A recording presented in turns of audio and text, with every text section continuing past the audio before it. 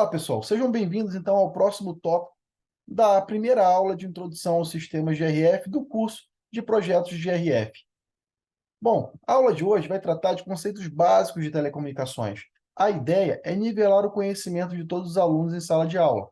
Para aqueles que são formados na área de engenharia elétrica ou de telecomunicações, os conhecimentos serão relativamente simples. Mas para aqueles que não têm nenhum conhecimento, é necessário que se faça essa discussão. Ok? Espero que vocês gostem da aula, então, e bom proveito.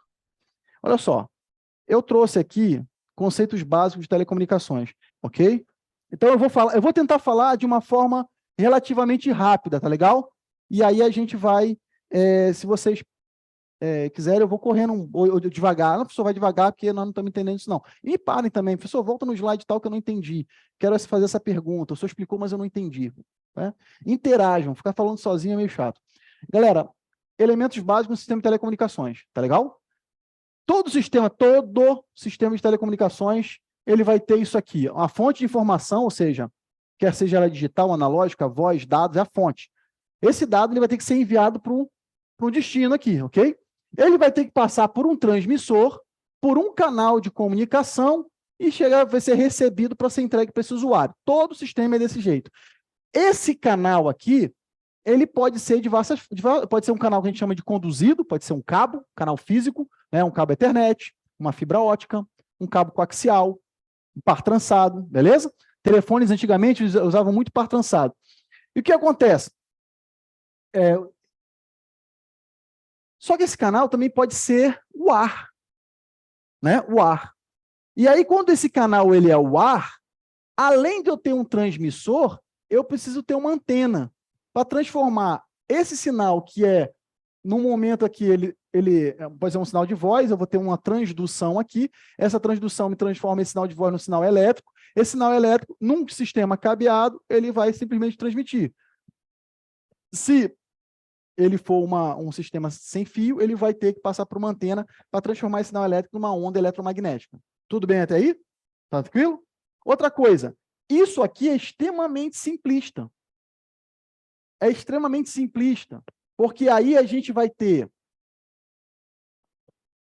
Quando eu falo transmissor e receptor, eu estou sendo extremamente simplista. Por quê? Quando eu falo transmissor, eu estou englobando, bora lá, multiplexadores, codificadores, moduladores, tá legal? Tudo isso eu estou colocando ali como transmissor. E nesse caso, se o cara for realmente o canal rádio, que a gente chama, que é o canal que vai usar o ar como meio de transmissão, ainda estou englobando a antena. Né? Então, quer dizer, aí eu estou englobando, quando eu falo de rádio, amplificadores, ou seja, tem uma série de dispositivos que eu estou chamando de transmissor, tá legal? E outra coisa, desse lado daqui, eu vou ter, né? Se eu tenho um multiplexador de um lado, eu vou ter um demultiplexador do outro. Se eu tenho um modulador de um lado, eu vou ter um demodulador do outro. Se eu tenho um codificador de um lado, eu vou ter um decodificador do outro. Se eu tenho um amplificador de um lado, eu vou ter um atenuador do outro, não é isso? Não, aí não, né? Que aí vocês quebram. Aí, geralmente, no caso do atenuador, eu tenho amplificador de um lado e amplificador do outro. Esses amplificadores só são diferentes, certo? Mas, geralmente, eles existem. E tem tecnologias que nem vão utilizar. Vai depender muito do tipo de serviço de telecomunicações, tá? Pessoal, aqui eu coloquei um textozinho que eu não vou ler. É um blá, blá, aquilo que eu falei. Vai o material para casa, vocês terem acesso, então algumas coisas eu coloquei, mas eu não vou falar, tá? Bom, um outro conceito importante é a largura de banda. Olha só que negócio interessante. Vou falar com o pessoal ali do Wiki Telecom. O que é largura de banda? Define largura de banda aí. Tá vendo? É muito legal esse negócio, porque a turma que trabalha com redes, com velocidade, eles associam a largura de banda à capacidade de transmissão no canal. Certo? Né? Eu vou explicar para vocês porque é o seguinte, porque largura de banda é o seguinte, quando eu pego uma determinada faixa do espectro de frequências, então entre a frequência F1 e a frequência F2, eu tenho uma faixa.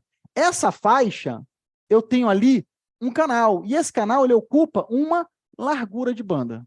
Então aqui, ó, eu tenho a frequência F1, a frequência F2, e aqui eu tenho, na verdade, uma largura de banda onde esse sinal é transmitido. É a definição de largura de banda. Mas aí por que então que o Wesley virou e falou assim, e também não é muito difícil, não precisa o Wesley falar. Vocês, na verdade, devem ouvir o tempo todo o comercial na televisão, a NET, claro, fala lá que oferece, a Wiki Telecom fala lá que oferece largura de banda de não sei quantos bits por segundo. A largura de banda, bits por segundo. Definição de largura de banda.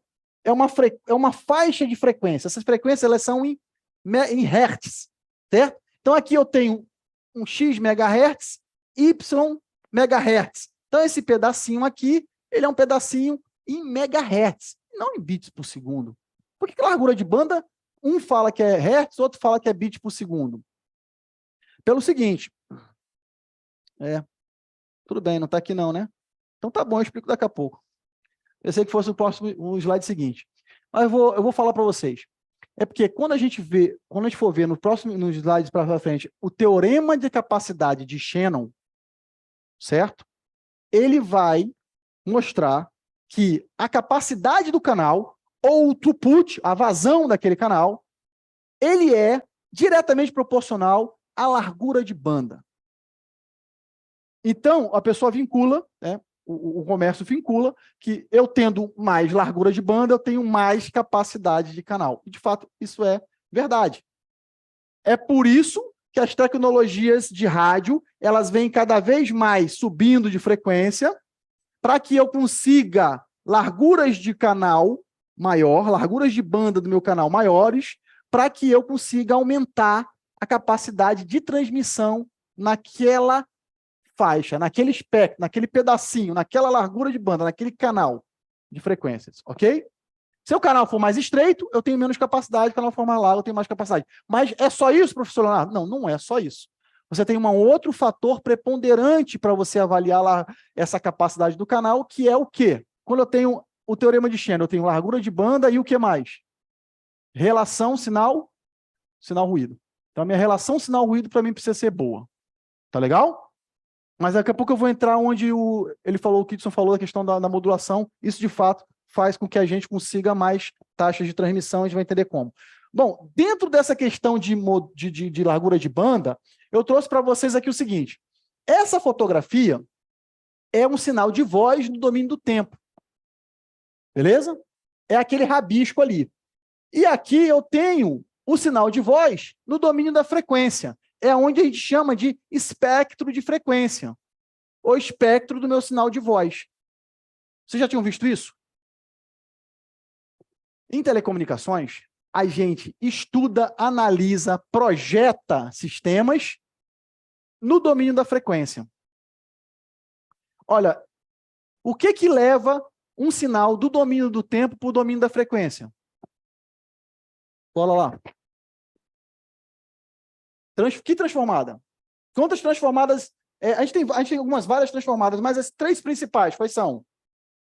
Laplace, Fourier e transformada Z. Né? Então, o que acontece? Essas três transformadas, elas são fundamentais, que elas transformam do domínio do tempo no domínio dos números complexos, só que elas têm aplicações diferentes. Então, por exemplo, a transformada de Laplace é muito utilizada na automação, para sistemas industriais, para robótica, para controle. Né? As transformadas de Fourier são extremamente utilizadas dentro da engenharia elétrica no que diz respeito à transmissão, no que de energia, no que diz respeito à eletrônica, desenvolvimento de eletrônica, no que diz respeito a telecomunicações. Aplica-se muito Fourier. O Fourier ele faz essa transformada. Então, está aqui, ó, as equações são simples, elas são bem simples. Né? Modulação, modulador, demodulador. Aqui o sinal de informação da origem e aqui o sinal de informação chegando no destino. O que acontece? O que é modular? Modular é eu pegar uma determinada informação, certo? E essa informação, ela vai shapear, ela vai modular, ela vai estar dentro, sendo carregada, sendo transportada por uma frequência oscilatória qualquer.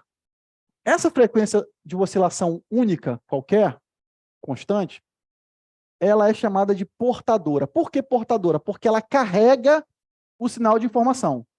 Tá? Ela, na verdade, em inglês é carrier, em inglês, né? Transportador, portador.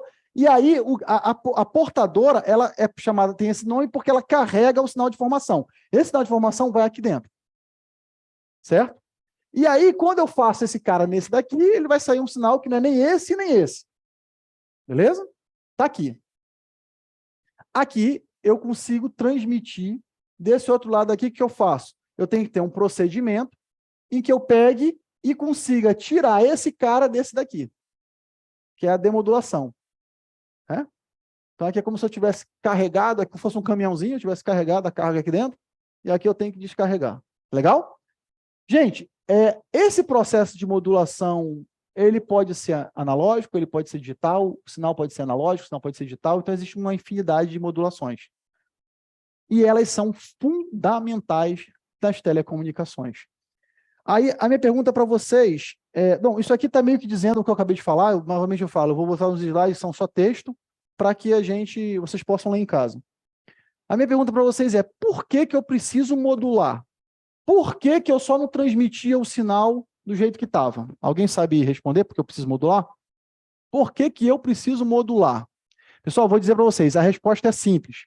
Eu preciso modular porque a modulação ela vai me permitir adequar o meu canal, adequar o meu sinal ao canal de comunicação. Dado o canal de comunicação, eu vou ter tipos diferentes de modulação, certo? Você quer ver um exemplo? Olha só. O nosso sinal de voz, o meu tinha quanto ali? 5 kHz, não é isso? Não é verdade? Eu vou fazer o seguinte, eu não vou fazer conta de cabeça, eu trouxe uma... Eu fui mais bondoso, eu coloquei um sinal de voz de 10 kHz, certo? Olha só que negócio interessante. Para que uma antena ela consiga transmitir um sinal de voz, uma antena, estou falando de comunicação sem fio, por exemplo. Nós estamos falando de RF, né? Então, para que uma antena consiga transmitir o meu sinal, se ele tiver 10 kHz, certo? Essa antena, ela precisa ter 0,1 tamanho, 10% do comprimento de onda desse sinal. O comprimento de onda é fácil de calcular. Por quê? Porque a gente sabe que comprimento de onda vai ser a velocidade da luz dividido pela frequência. Velocidade da luz C dada em metros por segundo e a frequência dada em quê? 1 sobre segundo, que é o hertz. Corta segundo com segundo, vira metros. Então, em metros, eu tenho o tamanho do comprimento da onda do sinal. Dada a frequência, isso aqui já fica lá para a parte de propagação. Dada a frequência, o comprimento de onda vai ser maior ou menor. Para vocês terem uma noção, numa frequência de 10 kHz, o comprimento de onda é 30 km. Olha aí. O comprimento de onda do meu sinal de voz é 30 km. Aí, para mim transmitir isso via rádio, eu preciso de uma antena que seja 0,1 desse comprimento de onda. Aí eu falo para vocês, qual o tamanho dessa antena? 0,1 é fácil, né? Porque é só a gente tirar bem aqui, né? 3 km. Eu preciso de uma antena de 3 km para transmitir meu sinal de voz. Faz sentido físico isso? Nenhum. Só que quando eu subo a faixa de frequência, quando eu subo o valor da frequência, o comprimento de onda vai diminuindo, porque é simples a matemática. Esse cara é constante. Isso aqui vai variar. Se esse cara é maior, é uma divisão. Quanto maior for esse cara, menor vai ser esse cara aqui. Beleza? Então, quando eu vou para umas faixas lá em cima, esse comprimento de onda cai. Aí, por exemplo, aqui a gente está trabalhando um exemplo de eu ter um rádio AM, mas aqui o celular em 1.8. Segunda geração de comunicação móvel, eu trabalhava muito na faixa de 1.8 GHz. Na hora que eu coloco 1.8 GHz aqui e faço a divisão, eu estou em um comprimento de onda de 16 centímetros. Aí, na hora que eu pego, eu preciso de uma antena de 1.66 centímetros. Vocês entenderam? Para transmitir esse sinal. Aí faz sentido. Então, eu estou adequando. Né? Só que tem outras modulações. Na fibra ótica, eu vou fazer modulações óticas, são diferentes, mas também com a finalidade de adequar o sinal ao canal, que é uma fibra ótica. É um sinal luminoso. E aí, galera, tem uma série de modulações. Ó. O sinal, ele pode ser analógico ou digital. E a portadora também pode ser analógica ou digital. Isso aqui é mais utilizado na indústria, né? Computação. E nas telecomunicações é mais comum a gente utilizar a informação analógica, entendeu? E a informação analógica digital, mas usando portadoras analógicas. Leonardo, o que fisicamente é a portadora? A portadora é um oscilador que gera uma frequência específica de interesse do projetista para aquele sistema. Entendeu? Em geral, a frequência da portadora tem que estar muito acima da frequência do sinal de informação para ter sentido eu modular. Senão, não teria sentido eu modular. Tá legal? E essa portadora analógica, entendeu? Eu posso modular sinais analógicos e digitais. Eu vou ter modulações que nós vamos chamar de modulações analógicas e modulações que vamos chamar de modulação digital. Olha só esse exemplozinho que eu vou mostrar aqui de modulação analógica. Como eu falei, a portadora nada mais é do que um cristal que eu vou gerar uma frequência específica. Então, está aqui, ó, uma frequência. Qual vai ser essa frequência? Não precisa, pode ser 1 GHz, pode ser 700 MHz, está entendendo? É uma frequência. O meu sinal de informação, ele em geral tem uma frequência bem menor. O sinal de informação é chamado de modulante. Por quê? Porque ele vai modular a portadora. Ele vai shapear essa portadora. Por exemplo, no caso da modulação mais simples que existe, que é a modulação AM, que hoje ainda é utilizada de forma pelas rádios AM e outras tecnologias, mas a modulação AM é uma modulação muito simples, ela faz o quê? Ela modula a portadora na amplitude. Então, é modulação em amplitude, certo? Então, está aqui, ó. Notem que o que está acontecendo aí, ó? A informação está aqui, ó. Está entendendo? Ela modulou a amplitude dessa portadora aqui, ó. Por isso chamada modulação em amplitude. E a modulação em frequência é porque ela está modulando a frequência, ela está variando. Então, a modulação em amplitude, eu vario a amplitude da portadora conforme o meu sinal de informação. Na modulação em frequência, eu vario a frequência da minha portadora de acordo com o sinal de informação. Então, se o sinal de informação aqui está variando, eu estou variando aqui a frequência da portadora conforme o sinal de informação, entendeu? Então, essa é a diferença. Leonardo, não tem modulação em fase? Tem modulação em fase que pode ser considerada uma forma... Se eu integrar ali, fazer uma derivação, uma integração, eu consigo mudar de modulação em frequência, modulação em fase. Modulação em fase, a analógica, a gente não fala muito, usa mais a FM mesmo, que é a modulação em frequência. Agora, interessante que na digital, você não fala tanto na modulação em frequência, você fala mais na modulação em fase. É mais simples de você entender os símbolos complexos, no plano complexo da modulação em fase, que é o que a gente vai chamar de PSK, que é chaveamento de fase. Né? E aqui está a modulação digital, pessoal. Como eu falei, a modulação digital, por exemplo, aqui é a modulação digital, para vocês entenderem como é que eu modulo digitalmente. Aqui está a ASK, aqui está o FSK e aqui está o PSK. A de amplitude, F de frequência e P de fase, né? Que é pH. Aí, olha só, aqui na SK, eu pego, por exemplo, 0, amplitude 0. Quando é 1, eu coloco a amplitude da portadora. Eu tiro a amplitude e coloco a amplitude. É uma forma. Isso aqui tem outras formas de você modular em ASK, tem vários tipos de modulação em ASK. Isso aqui é só uma delas, chamada modulação on-off, keying, ou seja, chaveamento on-off, ligado, desligado, ligado, desligado, ligado.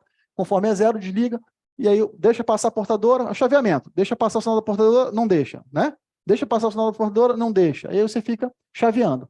No caso da FK, você muda a frequência. Você está trabalhando numa frequência, na hora que você muda o sinal de informação, você muda a frequência. Aqui, como eu estou com um sinal binário, fica fácil de ver que eu estou com uma frequência A aqui com uma frequência B. Ó. Ele está mudando a frequência. E o chaveamento de fase, você muda a fase. Bem aqui aparece, ó, claramente que eu estou trabalhando numa fase e aí eu mudo a minha fase. E essa mudança de fase, ela pode ser de 180 graus, ela pode ser de 90 graus, ela pode ser de 30 graus, né? E aí o que acontece? Isso vai depender da quantidade de bits que eu estou querendo transportar, de símbolos que eu estou modulando. Eu não vou entrar de como que eu faço essas modulações, senão seria uma aula, dou uma aula lá. Uma ou duas aulas para explicar modulação digital, pessoal, na universidade, né? Então, isso aqui é só para vocês terem uma noção de como é que são isso aqui. O que acontece? Ó? Aí entra aquilo que o Kitson falou. conforme eu vou tendo modulações mais para cima, o que acontece? Eu tenho uma quantidade, aqui vocês estão vendo, eu tenho um bit só, ou ele é 0 ou ele é 1. Aqui eu já tenho 2 bits, então ele é 00, 01, 10 e 1. Vocês estão vendo aqui? Então, tenho 4 possibilidades desse meu sinal chegar de 4 formas diferentes. Aqui eu já tenho 8, porque eu tenho 3 bits. Se eu tivesse 4 bits, eu teria 16 possibilidades, e assim por diante, concordam? Então, essa modulação que é PSK, ou seja, conforme eu aumento o nível da modulação, aqui a gente chama de BPSK, de binário, aqui a gente chama de QPSK, Q porque são 4 possibilidades, certo? E aí começa. 8 PSK, 16 PSK, 32 PSK e assim por diante. O que acontece? Quanto mais eu aumento o nível da minha modulação, mais bits eu consigo transmitir. Então, maior velocidade eu vou conseguir no meu sistema. Beleza? Bom, aqui, gente, essa modulação, Quadrature Amplitude Modulation, aqui a AM, ela é extremamente utilizada. Por quê? Ela meio que traz, ela é uma mistura. Porque o que acontece? Aqui eu vario a amplitude do sinal, certo? Aqui eu vario a fase do sinal. O QAM, ele varia a amplitude do sinal de forma combinada. Certo? E aí, por isso que ele consegue, por exemplo, organizar aqui, ó, dessa forma onde eu estou variando aqui tanto a fase como a amplitude. Entendeu? E aí, o QAM é extremamente utilizado nas telecomunicações. E ele consegue, por exemplo, essa constelação aqui, né, 16 QAM, a gente tem aqui, ó, 16 símbolos complexos, onde eu estou enviando em cada símbolo desses 4 bits. Entendeu? Pessoal, você quanto mais a ordem da tua modulação for maior, mais bits você consegue transmitir. Só que depende do teu canal de comunicação. Depende do sistema de comunicação que você estiver utilizando. Entendeu? Por quê? Porque no caso do canal rádio, como eu já falei, nós temos uma série de questões que degradam o sinal, certo? E conforme esse sinal chega degradado, ele se torne mais frágil em termos de conseguir a menor taxa de erro de bit possível. Eu, apesar de não ter falado que é a taxa de erro de bit ainda, mas vivo no slide mais para frente, mas o que é a taxa de erro de bits? Eu estou transmitindo um sinal que são bits, uns e zeros. Eu tenho que receber os uns e zeros naquela sequência que eu transmiti. Se eles chegarem errados, é um bit errado. Então, esse percentual, essa taxa de bits errados é a minha taxa de erro de bit da transmissão do meu sinal. Vocês entenderam até aí? Então, o que acontece? Se eu tenho uma modulação QPSK, eu consigo mais facilmente recuperar e corrigir esse bit que chegou errado. Se eu tenho uma modulação uma ordem maior, 16 QAM, 32 QAM, 128 QAM, o espaçamento, a proximidade dos símbolos complexos se torna cada vez menor e a chance de eu errar é muito maior. Então, o que acontece? Vocês já ouviram falar, em sistemas de comunicações móveis, existe já há muito tempo uma coisa chamada modulação adaptativa. O que significa isso? Modulação adaptativa, eu estou com a estação rádio base. Se eu estou com o meu celular próximo da estação rádio base, devido à potência do sinal que é transmitido, a proximidade, então tem uma potência maior chegando, né? Tem o visada, a gente vai entender o que é linha de visada, com o meu sinal. E aí, o que acontece? Eu posso usar uma modulação lá em cima, que a chance daquele canal destruir o meu sinal é menor e eu consigo transmitir mais dados. Posso usar um 128 QAM. Tá entendendo? Transmito muita informação mais rápido, veloz, porque eu estou com um sinal bom. Em outras palavras, o meu S/N, a gente não viu ainda, a minha relação sinal-ruído está muito boa. Perfeito. E aí também... Agora, no momento que eu vou me distanciando da herb, a potência do meu sinal vai baixando. O ruído vai ser sempre aqui. A gente vai ver se daqui a pouco a gente consegue ver pelos equipamentos. O ruído está sempre aqui. A potência está baixando. Minha relação sinal-ruído já não é tão boa. Tem todas as outras questões. Eu estou mais distante, tem multipercurso, uma série de coisas. E aí, se eu usar o mesmo 128 QAM, eu passo a ter uma taxa de erro muito grande que pode até inviabilizar a comunicação. O que o celular faz de forma imediata e a estação de base? ela baixa essa modulação. Porque em vez de eu estar fazendo com 128 km, eu caio para 32 km. Entendeu? E conforme o meu canal vai ficando pior, eu vou me afastando mais da herb, eu vou caindo até chegar no QPSK, que é bem mais robusto. Por quê? Porque aí o sinal... Daqui a pouco eu vou mostrar uns sinais reais para vocês, reais mesmo, deu lá a medida em campo. E aí vocês vão ver, vão entender com mais claramente, eu vou voltar nesse assunto, tá combinado? Que de repente é melhor do que eu ficar explicando isso aqui 1000 vezes. O fato é que, se eu aumento a modulação, eu tenho que saber fazer isso. Aumentar a ordem da modulação não pode simplesmente aumentar a ordem da modulação. Eu tenho que trabalhar um código, corretor de erros, que seja bom, conjuntamente com o tipo de modulação que eu estiver utilizando, para minimizar a taxa de erro de bit. Bom, tá aí, relação sinal-ruído. O que é? Que eu falei e não tinha mostrado ainda. Relação sinal-ruído nada mais é do que o seguinte. Eu pego, em algum momento, meço meu sinal. Nesse local onde eu meço sinal, eu vou ter, inerentemente, a qualquer sistema de comunicação, ruído. Na melhor das hipóteses, eu tenho só o ruído térmico, mas ainda assim eu tenho ruído. Certo? Se é uma máquina trabalhando perto, eu vou ter mais ruído. Se é um liquidificador ligado em casa, eu vou ter mais ruído. Mas a priori, só o ruído térmico. Então, eu tenho aqui um valor de ruído. Esse valor de ruído que a gente vê aqui assim, a gente vai ver ali no analisador, a gente chama de piso de ruído. É o ruído mínimo que está ali naquele ambiente. Estou recebendo o sinal. E aí chega o sinal. Ok? Então, a amplitude do sinal dividido pela amplitude do ruído, essa relação, essa razão, ela é a relação sinal-ruído. Em geral, essa razão sinal-ruído, ela é medida em decibel. E aí, daqui a pouco, eu vou falar para vocês o que é o decibel e como é que mede o decibel. E é por isso que aparece esse 10 logaritmo aqui na base 10, dessa relação de potência do sinal sobre potência do ruído, que a gente vai ver ela em decibel. Vocês têm uma noção? Um sinal de televisão digital hoje, para funcionar, ele precisa ter uma relação de sinal-ruído de 19 decibéis. É muita coisa. Vocês entenderam que é relação sinal-ruído? Teorema de Shannon. A relação de Shannon, ele basicamente, ele determina a taxa máxima, o throughput, a vazão da rede, a capacidade de transmissão de um canal, baseado praticamente em duas variáveis, largura de banda e relação sinal-ruído, que eu falei para vocês logo no início da aula, lembram? Então, o que acontece? É por isso que o pessoal chama largura de banda e associa a largura de banda à capacidade, porque ela está diretamente proporcional à capacidade do canal, tá? E o que a gente consegue ver aqui? A gente consegue ver o seguinte, que conforme eu aumento a minha modulação, a minha capacidade do canal, ela aumenta, obviamente. 16 km eu tenho uma capacidade muito maior do que em QPSK. Vocês estão entendendo? A gente acabou de falar sobre isso. No entanto, para que funcione em 16 km, eu vou precisar, em 64 km, por exemplo, eu vou precisar de uma relação sinal-ruído muito maior do que eu precisaria para funcionar na mesma taxa em QPSK. Então, bora lá. Taxa de erro de bit, pessoal, está aqui uma definiçãozinho, né? É a medida de integridade do sinal, base na quantidade ou percentual de bits transmitidos recebidos incorretamente. Né? Quanto mais bits incorretos o sistema receber, o receptor receber, maior será o impacto na qualidade do sinal. O principal parâmetro aí que introduz erros no sistema é o ruído térmico. Melhorou aqui?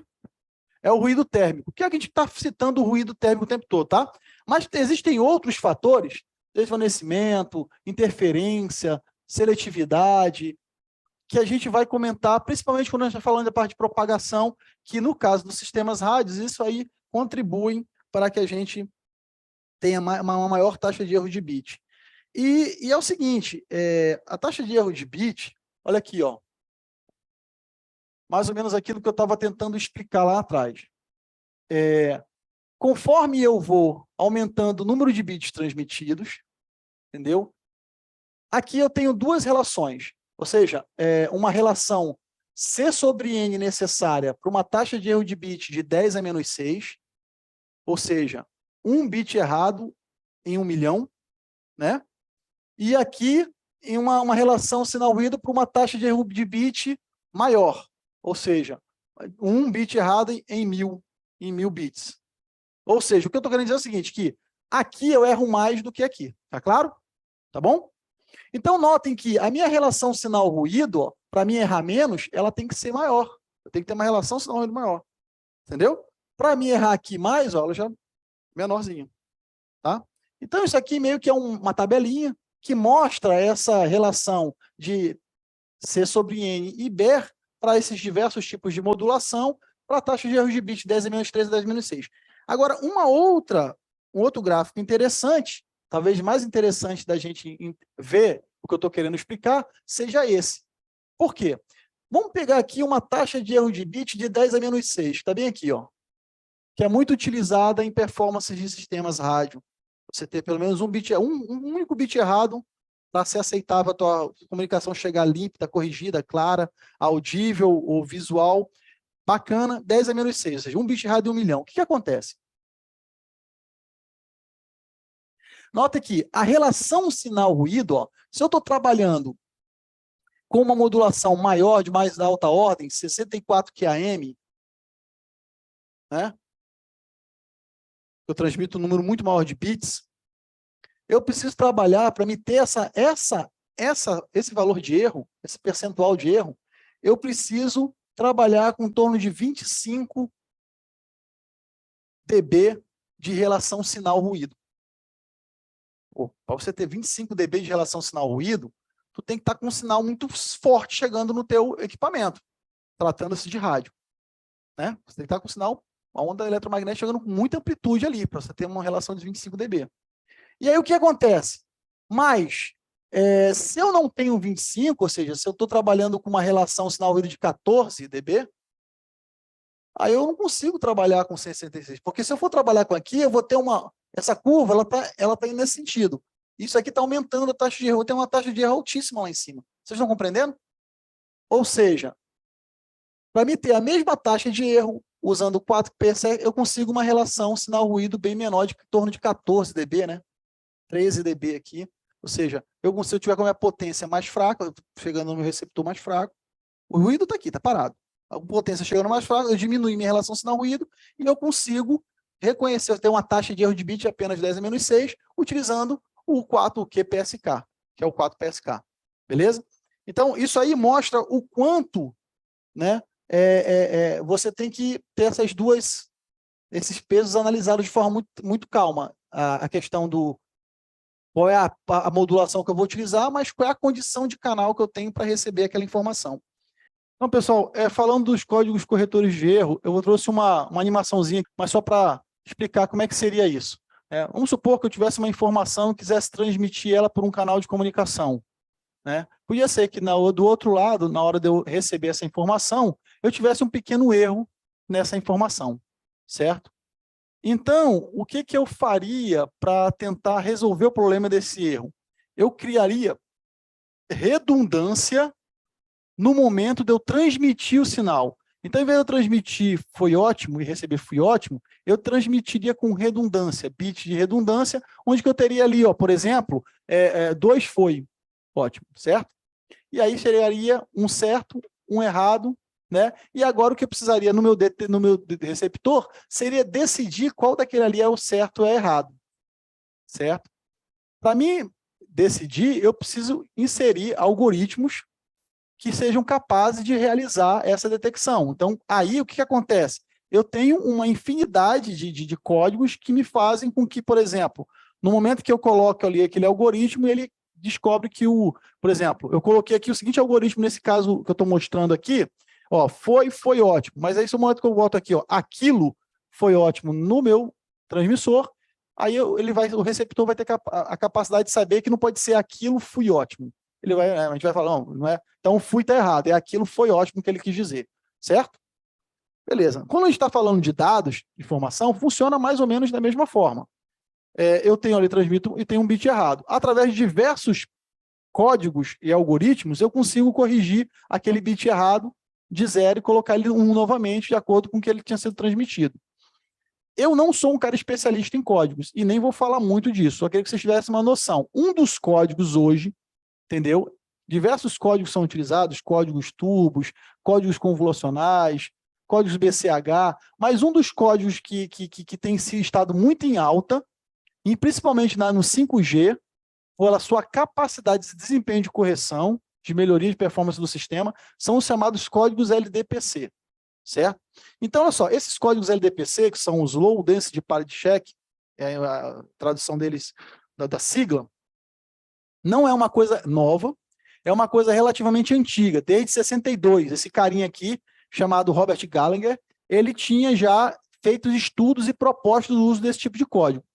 Só que só em 1990, esse Mackay e New aqui, ele, depois do advento dos códigos turbos que são utilizados até hoje em diversas tecnologias, eles verificaram que é possível atingir uma taxa de erro de bit ou conseguir uma performance do sistema, velocidade do sistema, muito próximo do limite de capacidade de Shannon, utilizando esse tipo de códigos. Porque era um código que tinha uma capacidade de... eles eram códigos lineares, né?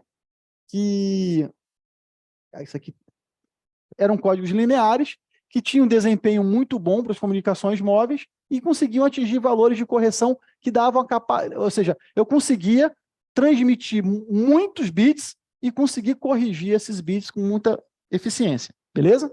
E aí o que aconteceu?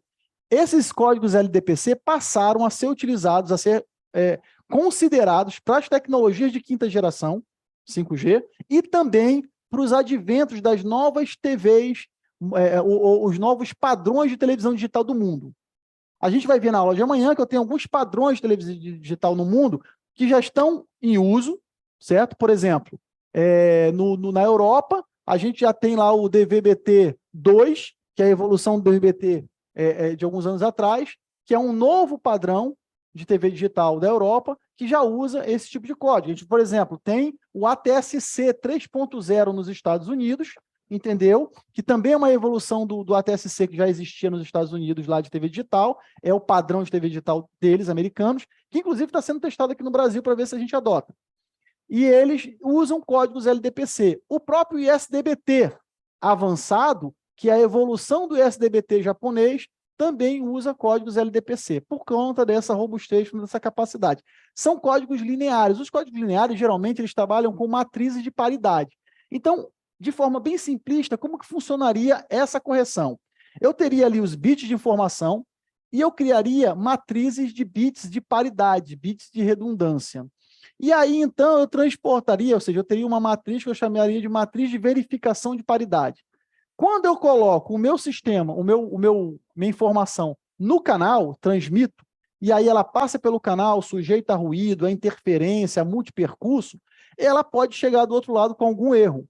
E como é que eu faço, então, para checar se teve erro? Eu pego e faço um ou exclusivo com essa matriz de paridade que foi gerada no receptor. E é simples, um ou exclusivo, o que acontece? Se os bits forem... Todo mundo aqui estudou eletrônica digital? Não, né? Mas um ou exclusivo, basicamente, ele diz o seguinte, a regrinha é o seguinte, se os bits forem iguais, é o quê? 0 ou 1? Hein? Pessoal de digital aí. Ou exclusivo, como é que é a tabela ou exclusivo? Bit 0 e 0, qual é a resposta? 0. Se estiver diferente, é o quê? Hã? É 1, não é isso? É isso? Ou é o contrário? Hã? Ó, quando for 0 e 0, o bit vai ser o quê? O resultado vai ser 0. Quando for diferente, 1 e 0 ou 0 e 1, eu vou ter 1. Então, o que vai acontecer? Na verdade, o que eu preciso aqui é fazer um exclusivo e verificar se eu vou ter todos esses bits aqui direitinho. Ou seja, quando eu faço 1 com o 1, o resultado é 0. Quando eu faço 1 com 1, o resultado é 0. Quando eu faço 0 com 0, o resultado é 0. E assim por diante. Se tivesse alguma diferença, o resultado seria 1. Nesse resultado que seria 1, eu saberia que ele tinha um bit errado. E aí bastaria eu trocar ele para que ele tivesse correto. Você está entendendo? Então, é um código extremamente simples. A dificuldade dele é realmente, a complexidade dele é computacional, pelo fato de ser um código linear que trabalha com essas matrizes de paridade. Então, tem um certo custo computacional, mas são códigos que estão sendo trabalhados nas novas tecnologias emergentes LDPC. Eu só falei para vocês aqui, galera, que é como que a gente corrige, o que é essa codificação e como que a gente corrige. Eu não quero que vocês aprendam código, nem saibam disso, para vocês terem uma noção de como é que esses códigos funcionam. Bom, e chegamos no tal do decibel.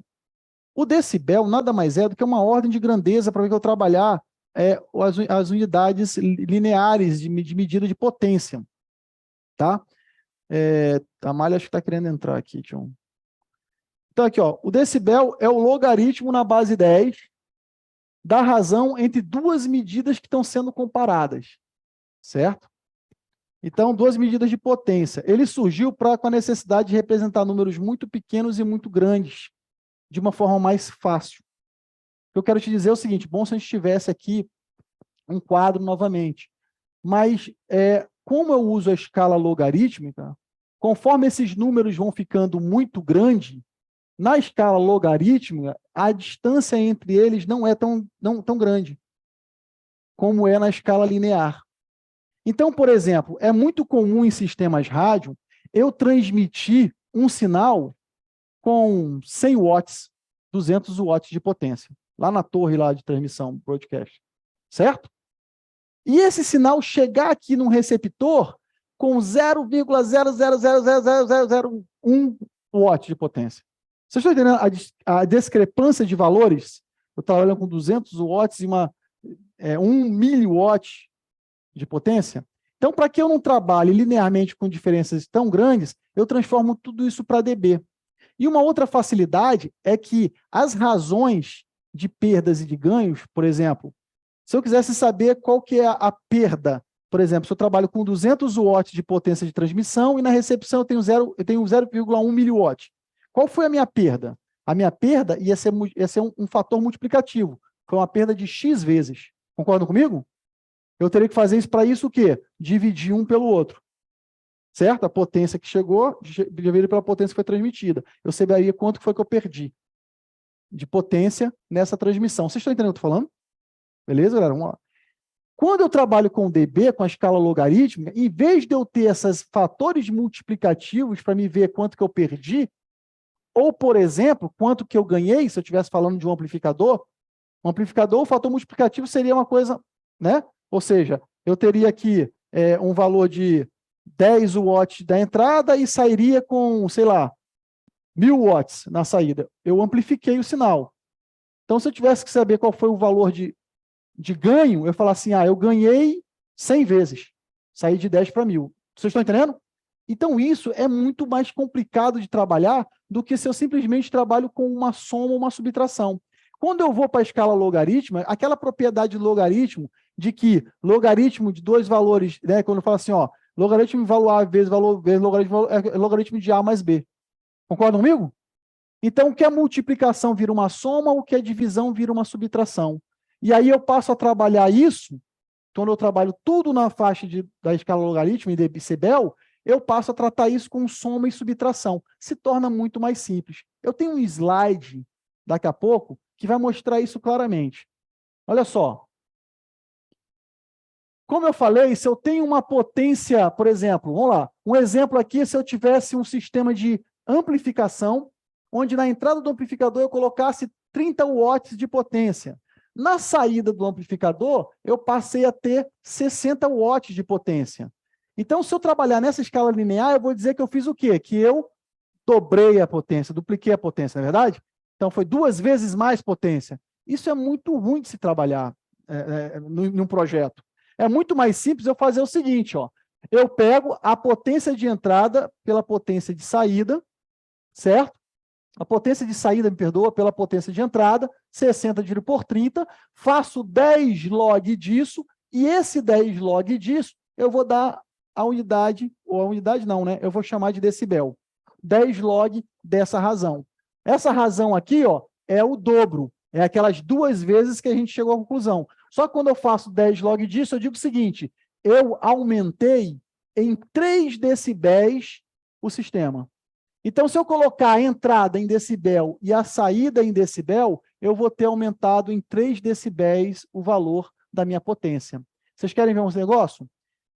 Vamos ver quantos... a potência, ela pode ser trabalhada em decibel de 2 formas. Comparada com 1 miliwatt ou comparada com 1 watt. Quando ela é comparada com 1 miliwatt, a gente chama de dBm. Quando ela é comparada com um watt, a gente chama de dBW. São duas formas de a gente ver. Está bem aqui no próximo slide. dBm e dBW. Eu pego a potência que eu estou trabalhando, divido por 1 miliwatt. Beleza? E aí eu faço 10 log disso. Eu vou ter a potência em dBm. Se eu pegar a potência que eu estiver trabalhando, dividir por 1 watt, e fizer, eu vou ter a potência em dBW. Tá? Por questões de simplicidade, vamos transformar isso daqui para dBW. Quanto seria 30 watts em dBW? O que eu precisaria fazer? 30 watts dividido por 1 watt. Dá 30. 10 log de 30. Alguém tem calculadora aí? Então, pronto. Quanto é que dá o logaritmo de 30? 1,47, é isso? 1,47 vezes 10, 14 ponto. Então, ó, a entrada do amplificador é 14,7, beleza? Agora, vamos ver o negócio. Vamos transformar a saída também para dBW. Vamos pegar 60 watts, dividir por 1 watt. Dá quanto? Dá 6, dá 60, não é isso? Agora faz logaritmo de 60. 17. 17 vezes 10, né? Dá 1,7 vezes 10. Então, aproximadamente, aqui eu tinha 14. E aqui eu tenho 17, não é verdade? Imagine, porque por isso eu ia fazer tudo isso no quadro, porque eu fiquei apenas sem um quadro aqui. Aí vocês imaginem, está entrando 14, está saindo 17 em dBW. 14 dBW, qual é o fator de ganho? O 3. É muito mais simples. Eu trabalhar com dB e dizer assim, ó, o meu ganho do meu amplificador é 3 dB. Então eu sei que se eu entrar com 14, 14 mais 3 dá 17. Vocês entenderam? Conseguiram visualizar? E isso é só um exemplozinho, amigo, porque eu estou falando de uma bobagem, entrou, aumentou, saiu. Agora, quando tu fala de um sistema inteiro, é muito mais prático você trabalhar somando e subtraindo do que se fosse em escala linear. Beleza? Agora, eu tenho que tomar o seguinte cuidado, né? Notem que quando eu falo que eu dobrei a minha potência, dobrei, é muita coisa, né? Eu aumentei só 3 dB. Certo? Pergunto para vocês o seguinte, se eu tivesse reduzido a minha potência pela metade, eu tinha perdido quantos dBs? O mesmo 3. Vocês entenderam? E aí você vai representar a perda pelo sinal de menos. Seria, por exemplo, entrar com 17 e sair com 30. Né? Entrar com 60 e sair com 30. Seria equivalente a entrar com 17 e sair com 14. Seria 17 menos 3, que dá 14. Vocês entenderam aí? Está todo mundo legal? Acompanhando? Agora é o seguinte, olha só, quando eu falo de eu ter um ganho ou uma perda de 20 dB, isso aí é um absurdo. Quando eu falo de ter 60 dB o cara tem que ter a noção de que nós estamos falando uma perda ou um ganho de 1 milhão de vezes. Ou seja, porque a escala, tá, linear, ela é outra, e a gente tem que ter essa sensibilidade na hora de trabalhar com dB. Fala assim, às vezes coloca um atenuador, ali está cheio de atenuador, sabe por quê? A gente colocou uma antena, adaptador, e eu tenho vários conectores. Na prática, o que a gente aprende? Que todos aqueles conectores, eles inserem perdas de RF no sistema. Então, eu estou perdendo muito ali que era desnecessário. Se eu tiver metade daqueles conectores, eu provavelmente vou aumentar significativamente ali em torno de, sei lá, 2, 3 dBs. Mas só 2, 3 dB, pessoal, vai aumentar, isso não vai aumentar nada, não. Eu estou dobrando a potência do sinal. Vocês estão entendendo? Essa sensibilidade é importante. Bom, pessoal, essa figurinha, ela mostra mais ou menos isso, ó, exatamente o que eu estou falando. Se eu estivesse trabalhando em 1 watts, eu teria um ganho aqui, ó, entrei com 20, tem um amplificador, 20 miliwatts, fui para 10, eu tenho um ganho de 500 vezes. Certo? Fica uma coisa pouco palpável. Quando eu trabalho com dB, entrei com 20, saí com 10, significa que eu tive um ganho de 27 dB. Se eu transformar isso aqui para o dB e isso aqui para dB, vocês vão ver que a diferença dos dois vai ser exatamente 27. Tá? Bom, isso aí eu já expliquei, não tem mistério, gente. É uma coisa muito simples. Tá? Só tem um cuidado, né? No momento que eu trabalho com dB, eu fui para a escala logarítmica. Ok? Aí, se eu pegar aí dB com outra coisa, dB, você vai relacionar a perda ou ganho. O dB, ele é adimensional. Tá legal? Vocês entenderam? Vamos voltar aqui, ó. Ele é adimensional por quê? Porque isso aqui é uma potência em watts, isso aqui é outra potência em watts. Aqui também. Eu cortei o watt com watt, não tem mais unidade de medida. Vocês estão ligados? Legal? Só que quando eu comparo, quando eu uso o dBm ou dBW, aí isso é uma unidade, e geralmente é associada à potência. Tá legal? Então, potência é dBm ou dBw. Se eu estou falando de perda, o ganho é dB. Outra coisa importante, o que eu ia falar aqui, é o seguinte. Multiplicação e divisão com dB, tome cuidado. Também não pode. Vai voltar para a escala linear, fazer a divisão e voltar para a escala logarítmica, tá legal? Então, esses cuidadozinhos vocês precisam ter, trabalhar com dB. O que eu estava mostrando é o seguinte, imagine a dor de cabeça que seria eu dizer o seguinte, ó, eu tenho um transmissor de 10 watts. Esse cabo aqui, ó, ele atenua metade do sinal, metade. Então, chega aqui em 5 watts. Esse cara, ele aumenta 40 vezes. Aí eu tenho que pegar 40 e multiplicar por 5. Aí o enlace de rádio, ele atenua 1,10 elevado a 15 vezes. Olha só, eu tenho que multiplicar isso pelo valor daqui. Vocês estão entendendo o trabalho que eu ia ter? Quando eu trabalho com dB, é simples. Tiver tudo em dB e dBm, a potência em dBm. Se esse cara aqui, ele não atenuava a metade, ele atenua quanto? 3. Eu pegar 40 menos 3, eu sei que chegou a 37 aqui. Olha que coisa mole. Tá entendendo? Essa antena aqui, ela me dava um ganho de 40 vezes. Agora eu estou dizendo o seguinte, ela me dá um ganho de 16 dB. Então eu vou pegar os 37 e somar com 16. Aqui eu dizia, esse enlace de rádio, o sinal, ele perde a potência dele em torno de 1 vezes 10 a 15 vezes. Aqui não, eu vou te dizer o seguinte, nesse enlace de rádio, a potência do sinal ela é atenuada em torno de 150 dB. Aí eu pegar esse cara aqui e diminuir 150 dB. É muito mais simples de trabalhar. Então, aqui daqui para frente, a gente só vai falar em dB e dBm, ok?